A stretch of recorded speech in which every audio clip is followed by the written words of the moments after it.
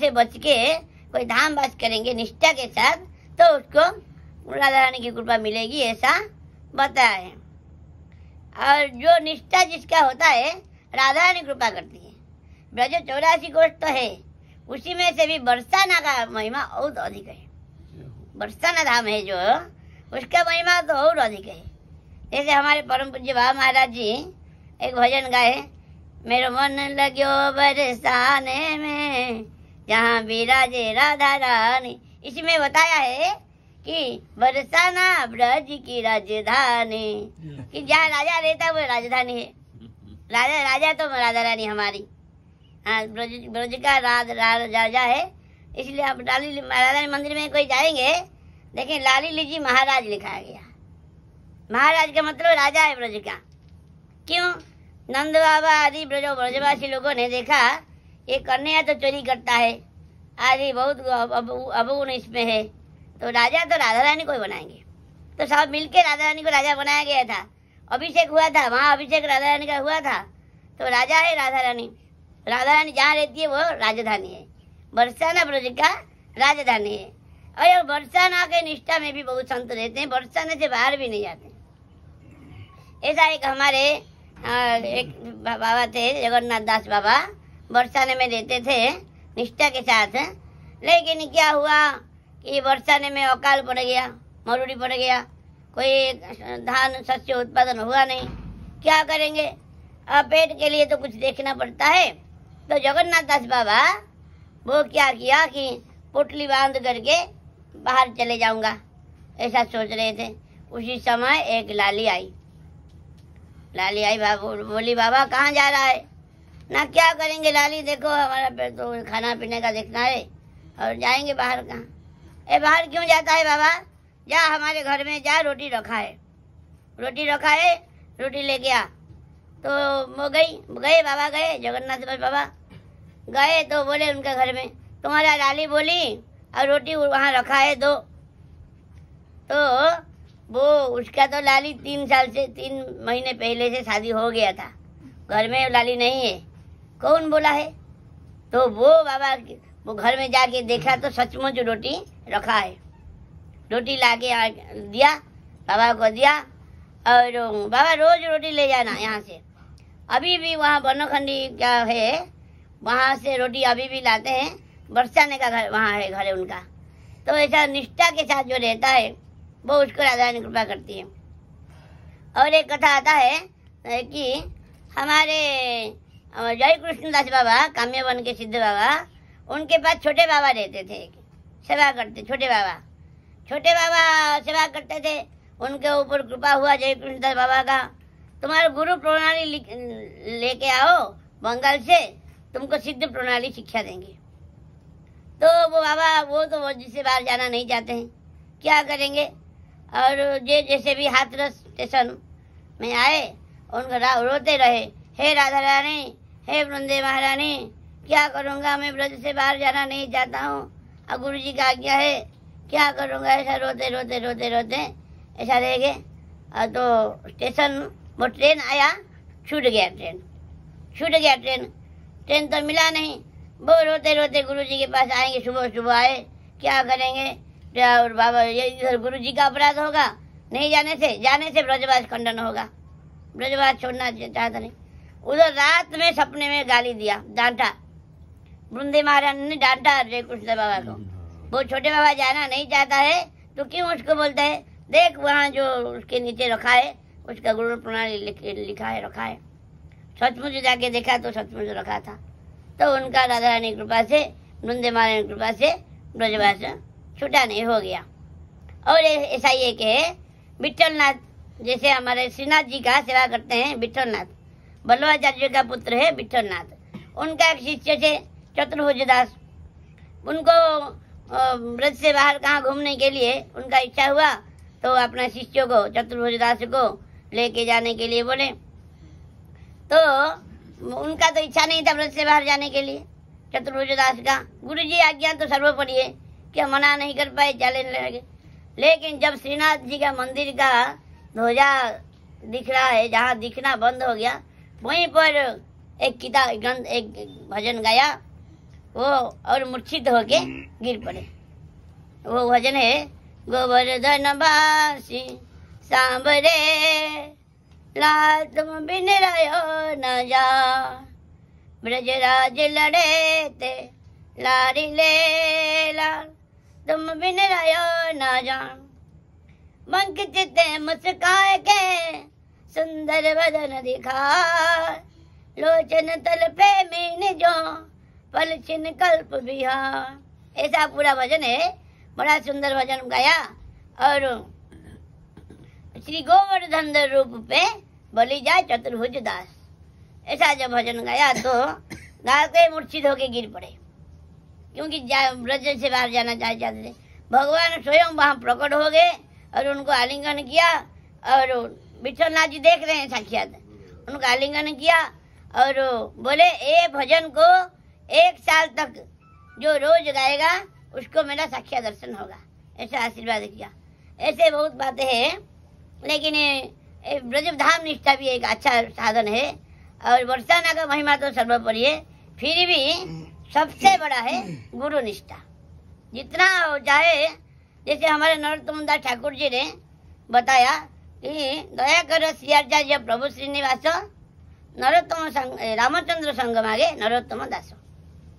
रामचंद्र कविराज का जो गुरु निष्ठा है श्रीनिवास आचार्य प्रभु के प्रति, वो गुरु निष्ठ भक्त का संग चाहिए। गुरु निष्ठा से बड़ा कुछ भी नहीं। जितना सीधा नाम निष्ठ हो, धाम निष्ठ हो, सेवा निष्ठ हो, जो भी निष्ठ हो, गुरु निष्ठा से बड़ा कुछ भी नहीं। यदि जन्म है पुनः तारा संग है जेन तब है नरोत्तम धन्य, ऐसा बोले।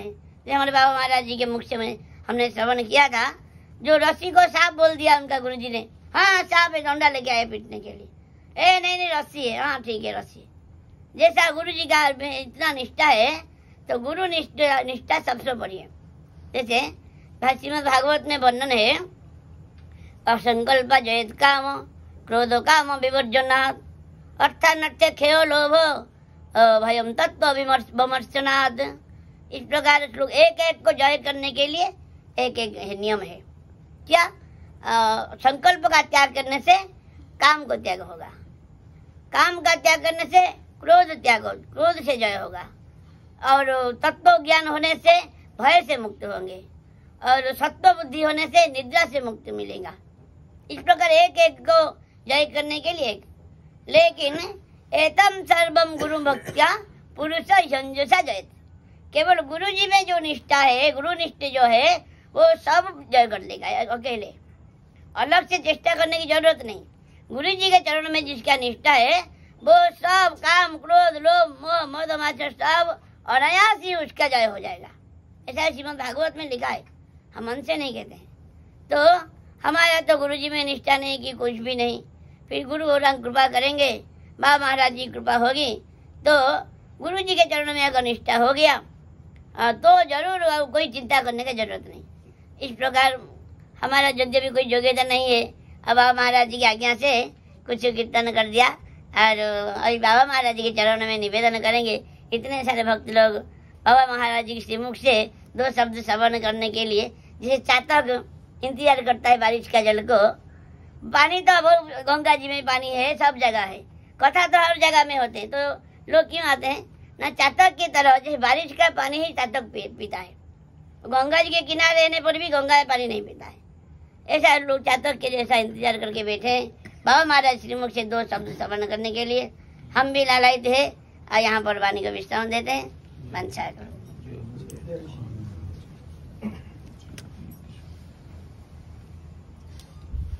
जय जय श्री राधे श्याम।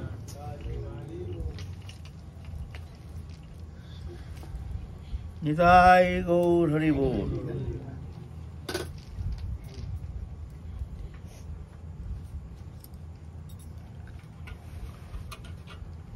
बहुत साधकों के मन में एक जिज्ञासा है, सब साधक के लिए, कि हमारे भगवत प्राप्ति कब होगी। सभी जो भी भजन में प्रवृत्त हुए हैं, जीवन का सार भगवत उपासना, तो कुछ ना कुछ सभी व्रती हुए हैं भगवत उपासना में, लेकिन सबके मन में यही जिज्ञासा कि हमारा भगवत प्राप्ति कब होगी, कितना देरी है ना। इसका सरल सहज समाधान क्या है?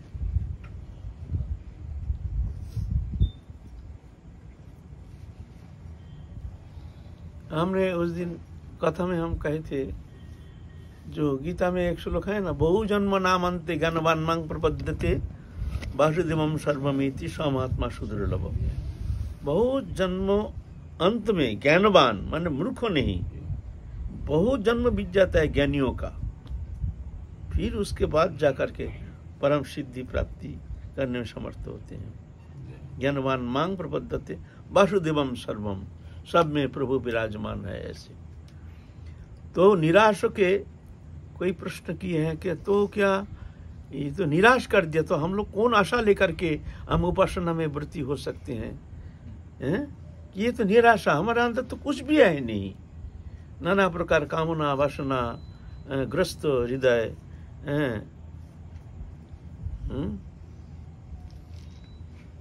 तो हमारे लिए क्या उपाय है? सरल उपासना।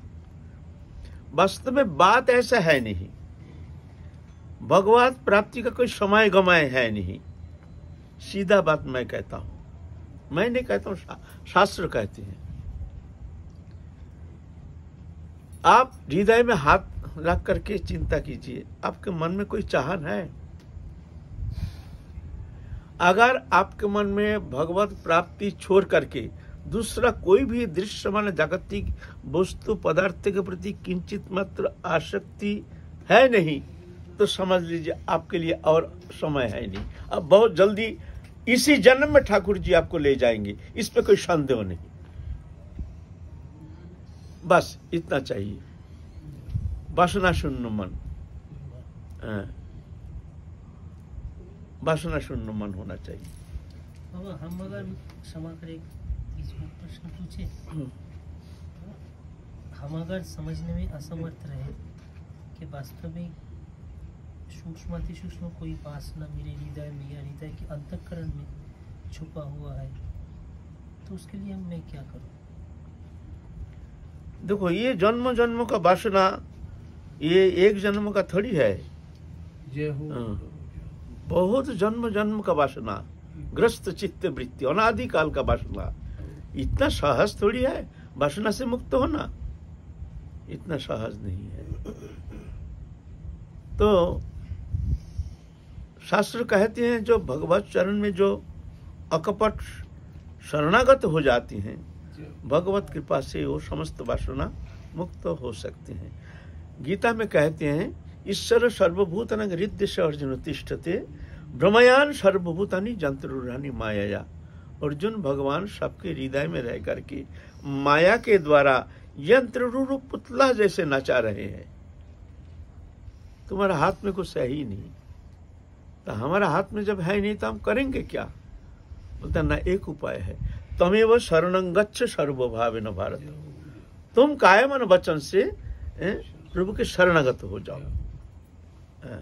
तत्प्रसादात, तुम्हारी चेष्टा से होगी नहीं, उनकी कृपा से। तत्प्रसादात परम शांति स्थानं प्राप्त शाश्वतम, परम शांति पद को तुम प्राप्त करोगे उनकी कृपा से। तुम शरणागत हो जाओ, है ना। तो जब तक अकपट शरणागति नहीं होती है, तब तक जाकर के ये दुर्बार कामना वासना से मुक्त होना, जीव अपने निज चेष्टा के द्वारा कदापि मुक्त होना संभव नहीं है, है ना। ये अनादिकाल का ये हमारे संस्कार हमारे भीतर रह गया है। एक सुंदर एक डिब्बा है, उस डिब्बा में अपने एक हींग रखा है, हींग बहुत दिन से, बहुत दिन रखे है हींग। आपका मन हुआ जो इस डिब्बा बहुत सुंदर है, इसमें हमको अच्छा चीज रखेंगे, डिब्बा को खाली करो। तो हींग को फेंक करके उसको धो धा के, साबुन से धो धा के रखे हैं।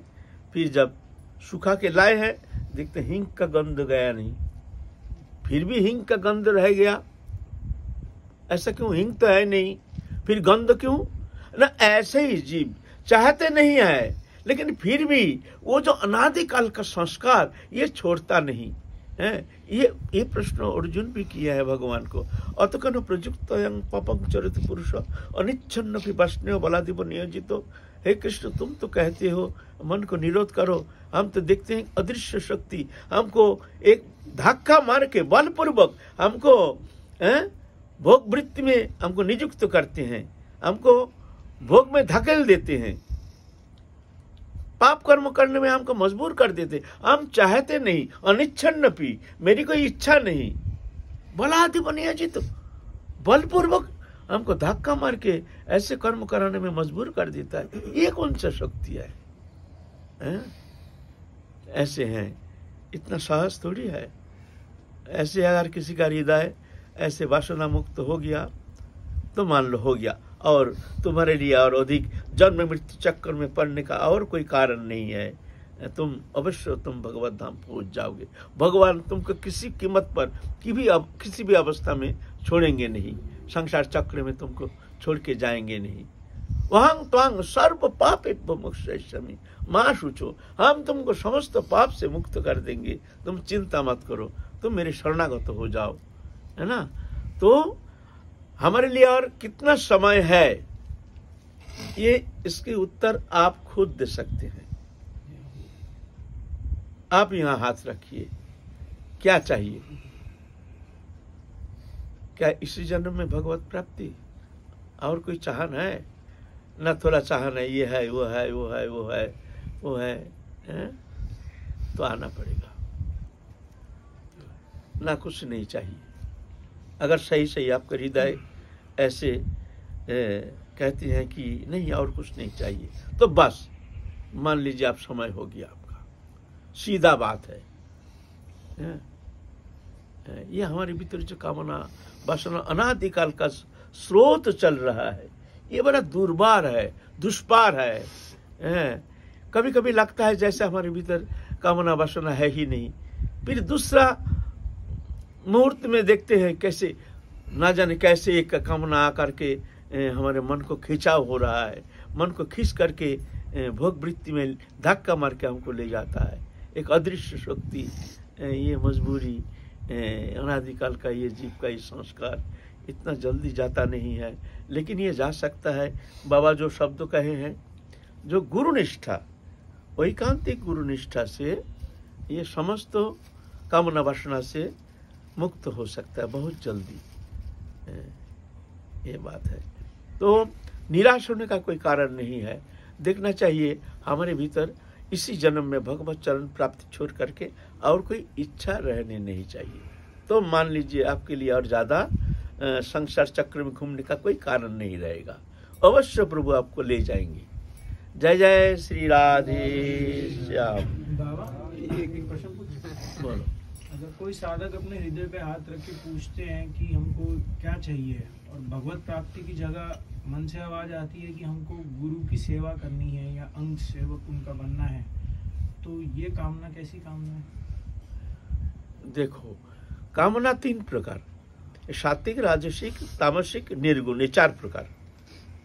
सात्विक कामना है, सात्विक कामना जहाँ मंदिर बनाएंगे, ये बनाएंगे, वो बनाएंगे, आश्रम बनाएंगे, हम साधु सेवा करेंगे, हम बहुत सेवा करेंगे, हम मंगलमूलक कर्म करेंगे, देश सेवा करेंगे, जनहित के लिए हम सेवा करेंगे। ये जो इच्छा जो है, यह सात्विक कामना। इसका फल तो अच्छा है, स्वर्ग होता है, फिर अच्छा कुल में जन्म होता है, लेकिन तुमको आना पड़ेगा। बोले भगवान क्यों भेजते हैं? उसको अच्छा कामना है तो, लेकिन अच्छा कामना के लिए तुमने कामना किया है ना, तो इसीलिए तुम्हारा कामना पूर्ति के लिए तुमको आना पड़ेगा। ये भगवान थोड़ी तुमको भेजना चाहते हैं। तुमने कामना किया हमको एक सुंदर मंदिर बनाएंगे। अरे भाई, तुमको अगर मुक्त करा करके तुमको ले जाएंगे तो मंदिर कौन बनाएगा? तो भगवान आपको जन्म मृत्यु चक्कर में डाल देंगे। अरे भाई, भगवान का दोष लगाते हो। तुमने कामना किया हमको एक मंदिर बनाना है सुंदर, तो उस मंदिर बनाने के लिए तुमको भेजेंगे, तुम भगवान का दोष लगा रहे हो। यह सात्विक कामना। ये अच्छा है, लेकिन आना पड़ेगा। राजसिक कामना है हमारे घर, एक सुंदर घर बनाएंगे, मकान बनाएंगे, गाड़ी बाड़ी होगी, अच्छा सुख समृद्धि होगी, राजसिक कामना, उसके लिए तो संसार चक्र में आना ही पड़ेगा। तामसिक कामना है अवैध,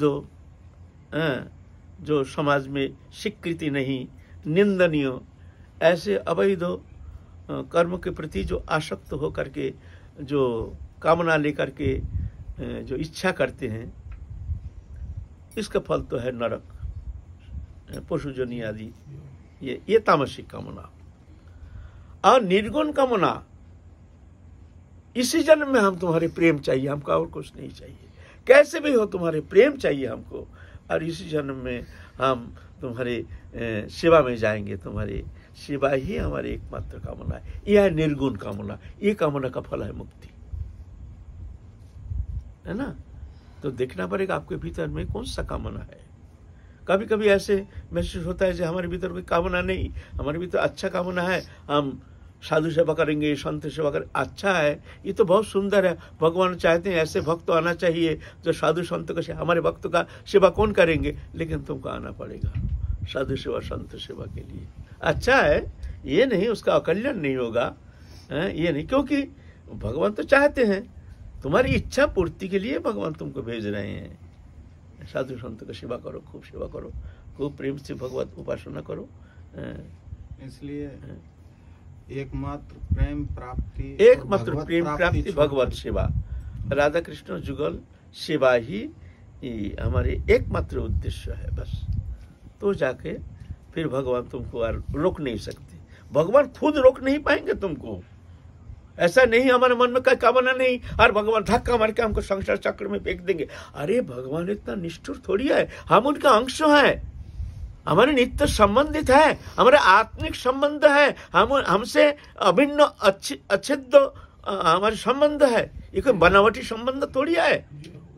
हम माने या ना माने, नहीं मानने से भी कुछ फर्क नहीं पड़ता है। हम भगवान को मानते नहीं, इसमें कुछ फर्क नहीं पड़ता है। भगवान से हमारा जितना संबंध है वो संबंध अविच्छेद्य, अखंड, नित्य प्रेममय संबंध, सबसे प्रियतम, सबसे निकटतम। तो मानो या ना मानो उसमें कुछ फर्क नहीं पड़ता है। जो नहीं मानता है वो संसार चक्र में घूमता है, जो मानता है संसार चक्र से मुक्त होकर भगवत प्रेम सान्निध्य प्राप्त करके संसार से मुक्त हो जाता है। ये फर्क है, लेकिन संबंधों का कोई परिवर्तन नहीं होता है। आप मानते नहीं है, हम भगवान मानते नहीं, बहुत बहिर्मुख लोग हैं, भगवान मानते नहीं, उसमें संबंधों का कोई फर्क नहीं पड़ता है।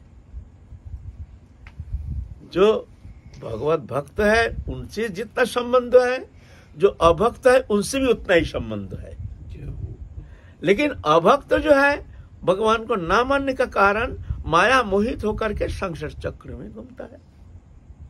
जब जाकर कोई महत्पुरुष की ऐसी कृपा होती है, जब वो जान जाता है कि जो देह, ये शरीर, देहात्म बुद्धि, ये हमारे बंधन का कारण, स्वरूप विस्मृत यही संसार चक्र में घूमने का मूल कारण है। हम स्वरूप भूल गए, मैं कौन हूँ।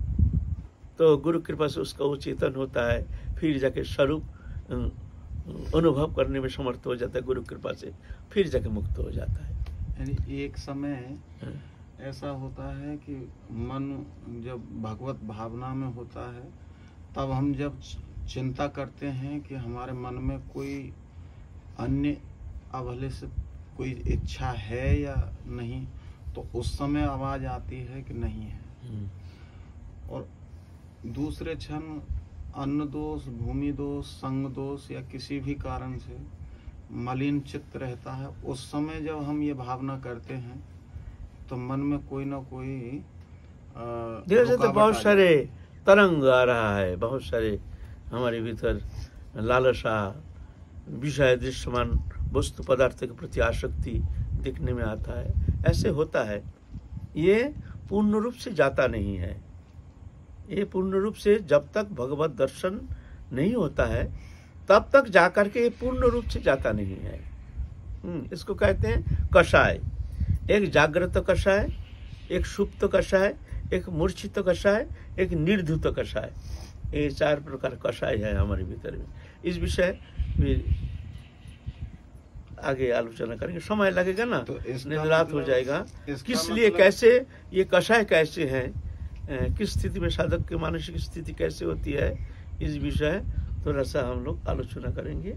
इसका मतलब इसका मतलब ये रहा कि जो पहले क्षण जो चिंता की थी भावना में आकर के भगवान बादल के- जैसे ये हाँ, और कोई- एकदम सूरज निकल गया, कोई बादल नहीं, हाँ कितना सुंदर, आधा घंटे पीछे देखते हैं बादल छा गया है। ऐसे ही है मन की गति, ऐसे ही है। कभी कभी दिखता है जब भजन करते हैं कितना सुंदर, हमारा मन तो और तो कोई चाहत तो है नहीं, दूसरा मोमेंट में देखते हैं क्या, अरे बादल छा गया, अरे बादल कैसे आ गया, नाना प्रकार का होना, ये अच्छा लग रहा है, वो अच्छा लग रहा है, ये बड़ा अजीब है। इसीलिए कहते हैं ये मन को विश्वास नहीं करना, बड़ा निमक हराम, बड़ा बेईमान। इस संसार में अगर निमक हराम कोई वस्तु पदार्थ कोई है तो एकमात्र हमारे मन ही सबसे खतरनाक है। कोई गारंटी नहीं, अभी भगवत चिंतन में हमारा मन तल्लीन है, दूसरा मोमेंट में क्या होगा कोई गारंटी नहीं। बड़े बड़े विद्वान को भी मन को हरण करने में समर्थ हो जाता है, ऐसे ही ये मन की गति है, मन भ्रमित हो जाता है। गुरु कृपा से, महत कृपा से, आराधना की कृपा से इससे मुक्त होना संभव। लेकिन साधक अगर लाख कोशिश करे निजी चेष्टा के द्वारा ये माया पार लगाना संभव नहीं है। इसीलिए भगवान गीता में कहे हैं, दो भी जैसा गुणमयी मम माया दुरत्वया ममैव जे प्रबद्धन्ते माया में तंग तरंती थे। अर्जुन, ये गुणमयी मेरी जो माया है, मेरी माया, ये पार लगाना संभव नहीं है। भगवान खुद कह रहे हैं, दैवी जैसा गुणमयी मम माया दुरत्वया, तो कैसे हो सकता है न मामे वो अजय प्रबद्धन्ते माया में तंग तरंती थे। जो मेरी शरणागत हो जाते हैं, मेरी कृपा से वो माया पार लगा सकते हैं। इसीलिए शरणागति इसमें अपने को दीनहीन भावना लेकर के किसी का दोष नहीं देखना चाहिए। ये बहुत खतरनाक चीज है। किसी का दोष देख लेते हैं ना, जो ये तो इसका अंदर ये अवगुण है, इसका अंदर ये अवगुण, ये इसका अंदर है, तो भगवान तुमको चाका के छोड़ देंगे, उससे ज्यादा अवगुण तुम में है। किस मोमेंट में तुमको गिरा देंगे कोई गारंटी नहीं है। इसीलिए हमारे महाप्रभु ने चैतन्य चरितमृत में 100 श्लोक बताए हैं, अपना को हीन ज्ञान, अयोग्यता बुद्धि, इसी में ही प्रेम, इसी में सर्वसिद्धि। लो सब अच्छे हैं, सब सुंदर है, एक मात्र मलिन मैं ही हूँ, मुँह से कौन कुटिल खल कामी, ऐसे भावना है ना। तो प्रभु कृपा से वो माया पार लगा दे सकते हैं। नहीं तो ये दुर्बार ये माया पार लगाना अपनी निजी चेष्टा के द्वारा, साधन के द्वारा कदापि संभव नहीं है। इसका मतलब ये रहा कि साधक के जीव के पास तो कोई सामर्थ्य रही ही नहीं, जीव अपनी तो कोई सामर्थ्य है ही नहीं, उसका प्रयास भी विफल रहा। जो प्रयास कर रहा है वो प्रयास भी विफल चला जाता है। ना प्रयास विफल क्यों जाएगा, प्रयास विफल क्यों जाएगा? साधा बच्चा माँ की गोदी में चढ़ करके स्तनपान नहीं कर सकता है, लेकिन वो प्रयास करते माँ माँ माँ माँ, तो माँ की दया आती है, उठा लेते हैं गोदी में लेकर के स्तनपान कराते हैं। ऐसे ही साधक को जो चेष्टा, उसका कष्ट, उसका तकलीफ, उसका आरती देख करके करुणा शक्ति जो आकर के उसको उठा लेते हैं, उसको हृदय में जा करके करुणा शक्ति जा करके उसको सब माया मलिनता जो है दूर कर देते हैं कृपा साध्य। लेकिन वो साधन चेष्टा वो करना पड़ेगा, बच्चा को रोना पड़ेगा। बच्चा खेल रहा है, माँ थोड़ी गोदी में लेकर काम छोड़ के स्तनदान करेंगे। बच्चा रो रहा है, पीट रहा है, तब माँ काम छोड़ करके जल्दी उठा लेते हैं। तो ऐसे साधन चेष्टा ये चाहिए। साधन बिना साध्य वस्तु को वो नहीं पाए, कृपा करी कहो राय पावार उपाय। साधन चेष्टा और नित्य सिद्ध कृष्ण परम साध्य को बुनाए, ये भी कह रहे हैं। साधन के द्वारा होता नहीं है, लेकिन साधन चेष्टा छोड़ने से होगा नहीं। वो परिश्रम, साधन का क्लेश परिश्रम, वो देख करके करुणा शक्ति आकर के उसको कृतार्थ कर देते हैं। ये बात है। बार बार असफल होता है, हाँ। लेकिन एक मोमेंट पर जाकर हाँ, वो दया करुणा है ना, करुणा शक्ति तब उतर आती है। आहा, इतना चेष्टा कर रहा है, इतना कोशिश कर रहा है, इतना रो रहा है, आहा, तो भगवान की करुणा शक्ति आती है, उतर आती है, आकर के उसको कृतार्थ करते हैं। साधन रुक गया, करुणा भी रुक गई, साधन चेष्टा रुक गई।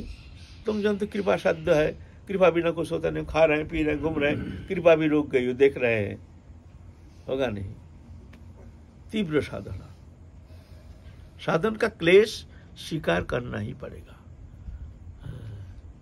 महाराज एक बात कि संत महापुरुष का कृपा जो उनके द्वारा जो दीक्षित है और उनके चरणों में जो आश्रित है उनको होगा, या जो भी उनके चरण प्रति प्रेम रखते हैं सबको मिलेगा? देखो, संत नहीं, गुरु के प्रति श्रद्धा निष्ठा होनी चाहिए, है ना। गुरु निष्ठा प्रधान है। गुरु के प्रति, गुरु चरण में श्रद्धा निष्ठा नहीं, दूसरा संत के प्रति बहुत निष्ठा प्रेम, ये कपट है, क्रियाशील होगी नहीं, समय लग जाएगा, है ना। किसी संत के श्री चरणों में अनन्य निष्ठा हो और उनकी सेवा भी, गुरु चरण आश्रय करके, गुरु में श्रद्धा, तीव्र श्रद्धा होनी चाहिए। मान लो गुरु में हमारी निष्ठा नहीं है, लेकिन कोई संत के प्रति हमारे खूब श्रद्धा है, निष्ठा है, तो ये कपट है, ये होगा नहीं।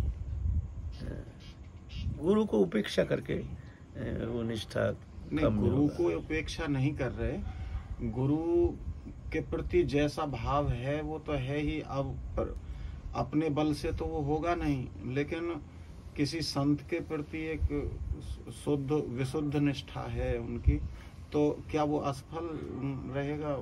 उसका कोई फल प्राप्त नहीं। देखो, अगर गुरु में निष्ठा है, अनन्य निष्ठा है, तो संत के प्रति प्रेम तो लाभदायक है, अच्छा है, लेकिन गुरु में निष्ठा होना जरूरी है जी।